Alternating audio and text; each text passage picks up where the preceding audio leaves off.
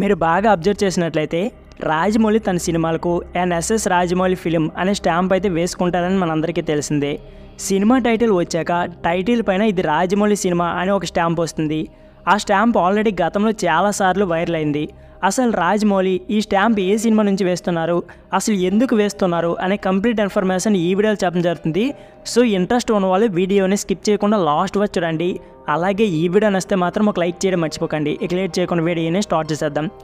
ఇటీవల రాజమౌళిపై నెట్ఫ్లిక్స్ సంస్థ modern masters అనే డాక్యుమెంటరీ తీసింది. ఈ డాక్యుమెంటరీలో రాజమౌళి గురించి బోల్డ్ అండ్ ఆసక్తికర విషయాలు తెలిపారు.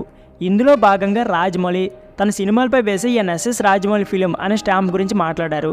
రాజమౌళి మాట్లాడుతూ, నా first cinema student number 1 Raghavendra Rao గారి పర్యవేక్షణలో చేశాను. ఇది నా స్టైల్కి కొంచెం దూరంగా ఉంటుంది. నా రెండో సినిమా సింహాద్రి, ఇది నా సినిమానే చెప్పుకునే ఉంటుంది.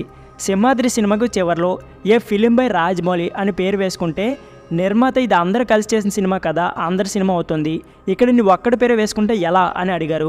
దాంతో నాకు భయం వేసింది. నా కష్టానికి గుర్తింపు రాదేమో అనుకున్నా. దాంతో సై సినిమా నుంచి ఎన్ఎస్ఎస్ రాజమౌళి ఫిలిం అనే స్టాంప్ వేసుకుంటున్నాను.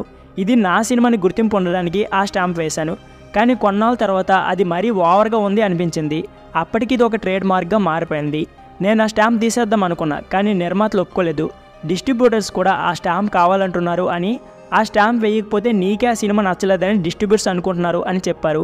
దాంతో సినిమా బిజినెస్ కోసం ఆ స్టాంప్ కొనసాగిస్తున్నా అని చెప్పారు. సో ఫ్రెండ్స్, ఇది వీడియో. ఈ వీడియో నచ్చితే please like, share and subscribe my channel. Thank you for watching.